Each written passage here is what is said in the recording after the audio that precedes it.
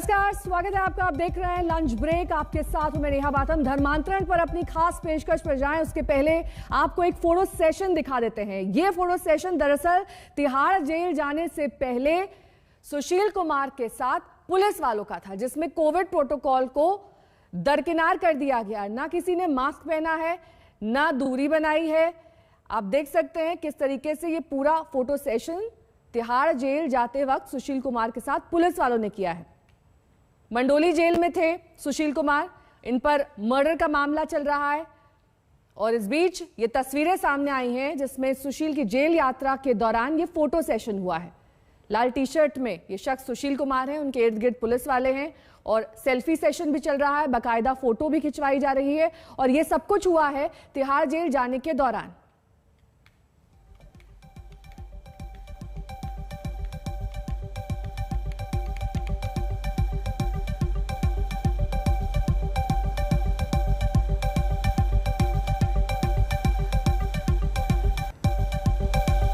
और अब रुक करेंगे अपनी खास पेशकश का। किसके इशारे पर देश में चल रहा है धर्मांतरण का धंधा? किसके चंदे पर दिल्ली से यूपी तक हो रहा था धर्मांतरण? मौलाना उमर गौतम का फाइनेंसर कौन है? तमाम सवाल इस वक्त मुंह बाए खड़े हैं क्योंकि धर्मांतरण रैकेट की तह तक जाने के लिए यूपी पुलिस की जांच अब भी जारी है। अब तक पूछताछ में जो कुछ सामने आया है उसके मुताबिक हवाला और विदेशी चंदा कनेक्शन अहम रूप से सामने आ रहा है। यूपी के अपर मुख्य सचिव गृह अवनीश अवस्थी के मुताबिक उमर गौतम और जहांगीर की गिरफ्तारी के बाद यूपी सरकार और एटीएस को बड़ी जानकारी हाथ लगी है। धर्मांतरण मामले में हवाला के जरिए पैसा आ रहा था, विदेशी खाते का ट्रांजैक्शन सामने आया है। आज तक से खास बातचीत में अवनीश अवस्थी ने बताया कि यूपी के बाहर कई राज्यों में यूपी की एटीएस की छापेमारी की गई है जिसमें महत्वपूर्ण खुलासे हुए। रैकेट तो बहुत बड़ा है और जो ये रैकेट है कई प्रदेशों में है। हमारे प्रदेश में भी लगभग 100-150 मामले तो कम से कम हैं। लगभग 450-500 का रिकॉर्ड में लिया है। 1000 से अधिक केसेस का मामला है। धर्मांतरण तो हुआ है, इसमें कोई शक नहीं, वो जो है लोग भी स्वीकार करते हैं। उसी यूनिवर्सिटी में अल्हम्दुलिल्लाह 7 लोगों ने इस्लाम की गवाही दी। इस दीन के पैगाम को, इस कुरान और सुन्नत की तालीम को वहां तक पहुंचाना है जहां तक अल्लाह तबारक तआला की तौफीक हासिल होगी। मैंने इंग्लैंड 18 मरतबा इंग्लैंड जाना हुआ। ये तमाम उम्मत मुस्लिमा का ये यूनानिमस यूनाइटेड एफर्ट है जिसको सबको मिलकर करना है। उत्तर प्रदेश की एटीएस ने उमर गौतम और मुफ्ती जहांगीर को गिरफ्तार कर धर्मांतरण के जिस रैकेट का भंडाफोड़ किया है उसका कनेक्शन दूर दूर तक फैला हुआ था। जैसे जैसे उमर गौतम और मुफ्ती जहांगीर से पूछताछ आगे बढ़ रही है, चौंकाने वाली नई नई जानकारियां सामने आ रही हैं। इस रैकेट का हवाला और विदेशी फंडिंग का कनेक्शन सामने आया है। बताया जाता है कि धर्मांतरण के लिए विदेशी फंडिंग होती थी। एक विदेशी बैंक के खाते में बड़ी रकम का सुराग भी यूपी एटीएस को मिला है। 2 लोग पकड़े गए हैं। इनकी पुलिस रिमांड में काफी कुछ इंटरोगेशन चल रहा है। हवाला का भी जो है एक इशू सामने आ रहा है, बाहर विदेशों से फंडिंग का इशू सामने आ रहा है। एक विदेशी बैंक के अकाउंट में काफी धनराशि आई है, उसको भी खंगाला जा रहा है। तो हर तरह के जो है इसमें पॉसिबिलिटीज हैं। नए खुलासे के बाद इस मामले में प्रवर्तन निदेशालय भी कूद पड़ा है। ईडी ने इस मामले में मनी लॉन्ड्रिंग का केस दर्ज किया है। केस में यूपी एटीएस के हत्थे चढ़े मुफ्ती काजी जहांगीर कासमी और मोहम्मद उमर का नाम आरोपी के तौर पर है। एफआईआर में दिल्ली के इस्लामिक दावा सेंटर के चेयरमैन का भी नाम है। ये दिल्ली के जामिया में स्थित वही इस्लामिक दावा सेंटर है जहां से धर्मांतरण के सर्टिफिकेट जारी होते थे। आरोप यह है कि यहां से 1000 से ज्यादा सर्टिफिकेट जारी हो।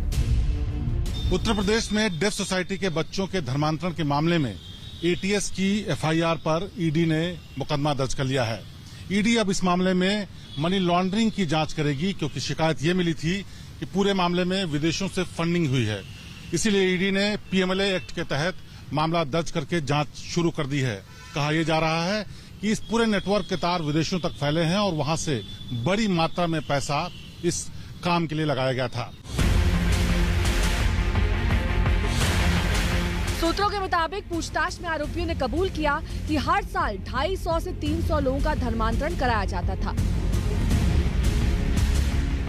इस खुलासे के बाद पुलिस ये पता लगा रही है कि धर्मांतरण बहला फुसलाकर पैसे का लालच देकर कराया गया था या डरा धमका कर किया गया या फिर स्वेच्छा से लोगों ने धर्म खुद बदले।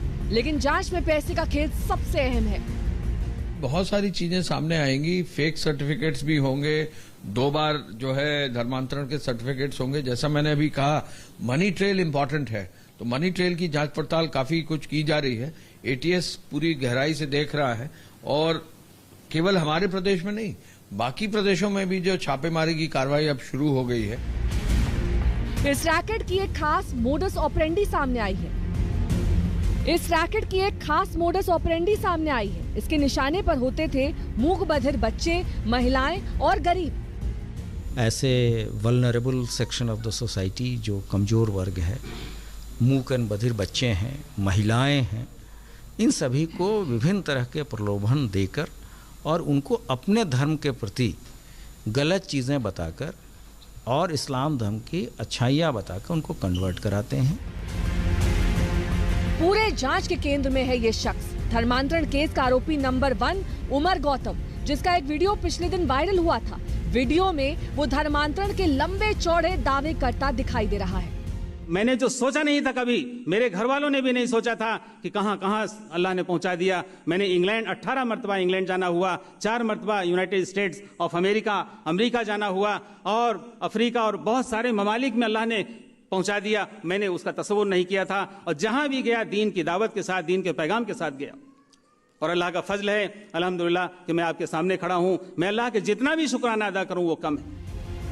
इस बीच यूपी एटीएस ने उमर गौतम और काजी जहांगीर आलम से संबंधित किसी भी जानकारी के लिए एक हेल्पलाइन नंबर और ईमेल आईडी जारी किया है। जबरन धर्मांतरण और दोनों आरोपियों से जुड़ी कोई भी जानकारी 9792103156 पर सीधे कॉल करके दी जा सकती है। इसी तरह controlroom.atsup@gov.in पर मेल करके भी ये जानकारी दी जा सकती है। धर्मांतरण के मामले में जांच कर रही यूपी एटीएस ने अब आम लोगों से भी अपील की है और हेल्पलाइन नंबर जारी किया है ताकि ज्यादा से ज्यादा लोग धर्मांतरण के इस पूरे रैकेट में यूपी एटीएस को जानकारी मुहैया करा सकें। इसके लिए न सिर्फ हेल्पलाइन नंबर बल्कि मेल आईडी जारी कर यूपी एटीएस ने भरोसा दिया है कि जो भी जानकारी दी जाएगी वो गुप्त रखी जाएगी ताकि ज्यादा से ज्यादा धर्मांतरण के इस पूरे रैकेट की जानकारी हासिल हो सके। यूपी एटीएस की पूरी कोशिश है कि लोग खुद सामने आएं और शिकायत रखें ताकि धर्मांतरण केस के आरोपियों को उनके किए की सजा मिल सके। लखनऊ से शिवेन श्रीवास्तव और संतोष शर्मा के साथ मुनीश पांडे, दिल्ली, आज तक। वहीं आज तक ने उत्तर प्रदेश के अपर मुख्य सचिव गृह अवनीश अवस्थी से एक्सक्लूसिव बातचीत की। आइए आपको दिखाते हैं इस बातचीत के अंश। ये अभी तक की इन्वेस्टिगेशन की अगर बात करें तो क्या फाइंडिंग्स निकल के आई? उत्तर प्रदेश के अलावा कितने राज्यों में ये पूरा रैकेट चल रहा था, अभियान चलाया जा रहा था? देखिए, रैकेट तो बहुत बड़ा है और जो ये रैकेट है कई प्रदेशों में है। हमारे प्रदेश में भी लगभग 100-150 मामले तो कम से कम है।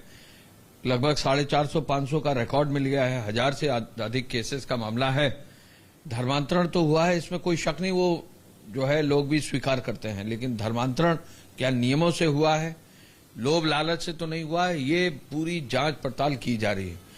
यूपी की जो एटीएस है, यूपी की जो इंटेलिजेंस डिपार्टमेंट है, यूपी का एसटीएफ है, सभी लोग जो है इसको ज्वाइंटली कर रहे हैं। सेंट्रल एजेंसीज का सहयोग ले रहे हैं और जहां जहां डिस्ट्रिक्ट पुलिस है उनका भी सहयोग ले रहे हैं। माननीय मुख्यमंत्री जी ने सबको कहा है कि बहुत सख्ती से, बहुत तेजी से और बहुत गहराई से इसकी जांच की जाए और जहां भी संभव हो जो है वहां पर डिटेलिंग करके जो भी दोषी है उन पर बहुत सख्त कार्रवाई हो।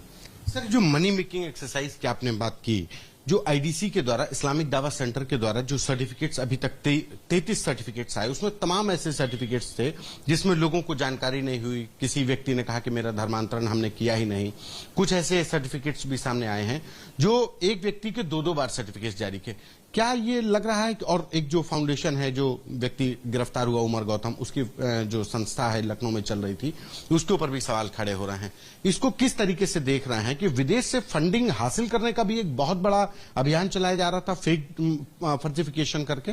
जी बिल्कुल, इसमें तो अभी बहुत सारी चीजें सामने आएंगी। फेक सर्टिफिकेट्स भी होंगे, 2 बार जो है धर्मांतरण के सर्टिफिकेट्स होंगे। जैसा मैंने अभी कहा, मनी ट्रेल इंपॉर्टेंट है, तो मनी ट्रेल की जांच पड़ताल काफी कुछ की जा रही है। एटीएस पूरी गहराई से देख रहा है, और केवल हमारे प्रदेश में नहीं, बाकी प्रदेशों में भी जो छापेमारी की कार्रवाई अब शुरू हो गई है, और उन प्रदेशों की पुलिस से भी संपर्क करके जांच पड़ताल की जा रही है कि जिन लोगों का धर्मांतरण हुआ, किस आधार पर, कैसे हुआ है। और स्पष्ट तो यह है कि कई परिवारों को ये ही नहीं मालूम कि उनका जो है बच्चा या उनके लड़का या लड़की ने धर्मांतरण किया।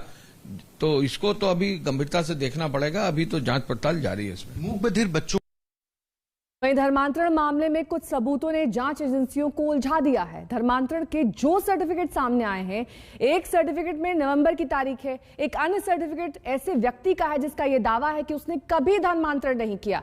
अगर सर्टिफिकेट फर्जी है तो इसके पीछे क्या मकसद हो सकता है?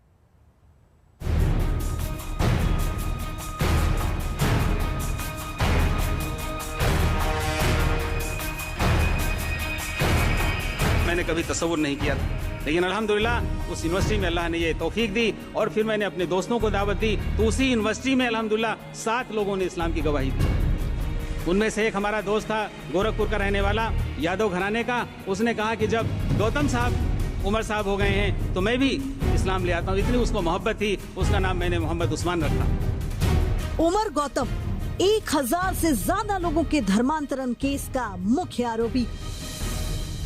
इस केस की जांच में जैसे जैसे सबूत सामने आ रहे हैं, नई पेचीदगियां भी सामने आ रही हैं। दिल्ली के इस्लामिक सेंटर के सर्टिफिकेट को देखिए। मन्नू यादव नाम के युवक के धर्म परिवर्तन का ये सर्टिफिकेट है, लेकिन इस पर 11 नवंबर 2021 की तारीख दर्ज है, जो अभी आई ही नहीं। सवाल उठता है कि एडवांस तारीख में सर्टिफिकेट जारी करने की क्या वजह है। इस सवाल का जवाब हम जानेंगे, पहले सुनाते हैं मन्नू के परिवार का आरोप। अंकित यादव, गांव बाबूर से। मन्नू यादव का बड़ा भाई। मेरा भाई सेक्टर 14 स्कूल में पढ़ता था, जहाँ पे डम एंड डेफ की जो सोसाइटी स्कूल है उसमें। वहाँ से एक लड़का था शकील खान फरीदाबाद से, और वसीम अहमद नू से। उसने उनको नोएडा डेफ सोसाइटी में एडमिशन दिलाया। अब आइए आपको एक और मामला दिखाते हैं। ये मामला है देवबंद का। जिन 1000 लोगों के धर्मांतरण के दस्तावेज यूपी पुलिस को लगे हैं, उनमें देवबंद के नागल थाना क्षेत्र के गांव शीतला खेड़ा के एक युवक प्रवीण कुमार का नाम भी शामिल है। लेकिन उस युवक ने जो कहानी बताई वो हैरान करने वाला था। युवक के मुताबिक उसने कभी धर्म बदला ही नहीं। इस युवक ने नमो गाथा मोदी एक विचार के नाम से एक किताब लिखी है। युवक के मुताबिक सर्टिफिकेट के लिए तस्वीर शायद उसकी किताब से उठाई गई हो। धर्मांतरण के लिए भरे गए फॉर्म में प्रवीण कुमार का नाम बदलकर अब्दुल समद उमर लिखा गया है। फॉर्म पर मुफ्ती जहांगीर आलम द्वारा धर्मांतरण कराना दर्शाया गया है। इस सिलसिले में यूपी एटीएस प्रवीण से पूछताछ कर चुकी है। इसी चीज को लेके बहुत टेंशन में मैं भी, परिवार भी पूरा टेंशन में है, और बार बार एक तरह से मेंटली टॉर्चर मेरा बहुत ज़्यादा हो चुका। और मैं चाहता हूं कि इसका पदक्षेप हो, जल्द से जल्द जांच हो इसकी। मैं बहुत ज़्यादा परेशान हूँ इसको लेके। आपके खिलाफ कोई साजिश हुई है? मैं तो अब ये भी नहीं मैं कह सकता। मेरी बुक पब्लिश है, वो अभी थी, तो उसमें हो सकता है, ये भी सब कुछ हो सकता है। अग्रिम तारीख में धर्मांतरण का सर्टिफिकेट, धर्मांतरण का फर्जी सर्टिफिकेट। आखिर इसके पीछे का राज क्या हो सकता है? कहीं ये विदेशी चंदा उगाने का चक्कर तो नहीं? कहीं ऐसा तो नहीं कि धर्मांतरण के लिए पैसा देने वाली विदेशी संस्थाओं को फर्जी सर्टिफिकेट भेजकर उमर गौतम पैसा बना रहा हो? यूपी एटीएस के लिए ये भी जांच का मुद्दा है। सूचनाएं एकत्रित हो रही हैं, उसका संकलन करके हम लोग कोर्ट में प्रोड्यूस करेंगे। और जहां तक तरह तरह की बातें मीडिया में आ रही हैं, उसके बारे में अभी स्पष्ट कुछ कहा जाना विवेचना की इंटरेस्ट में उचित नहीं है। और हमारी हम सारी एजेंसियों के भी संपर्क में हैं। आज तक को खुफिया सूत्रों के हवाले से जानकारी मिली है कि उत्तर प्रदेश, दिल्ली, हरियाणा, राजस्थान और महाराष्ट्र में धर्म परिवर्तन कराने की बड़ी साजिश की जा रही है। खुफिया एजेंसियों की नजर यहाँ के एनजीओ और धार्मिक संस्थाओं पर है। सूत्रों के मुताबिक विदेशी फंडिंग के जरिए 60 से ज्यादा दावा सेंटर देश में मौजूद है, जो धर्म परिवर्तन के काम में लगे हैं। सेंटर पर खुफिया एजेंसियों की नजर है।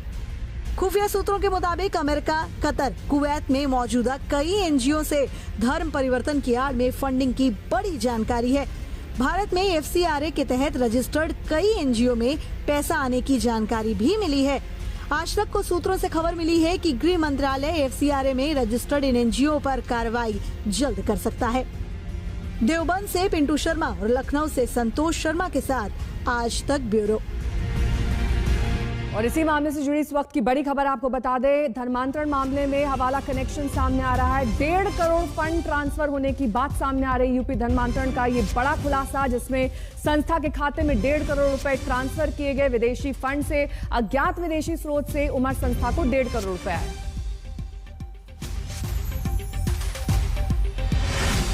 रुकना होगा फिलहाल एक छोटे से ब्रेक के लिए। फौरन होंगे हाजिर कुछ और खबरों के साथ। देखते रहिए आज तक।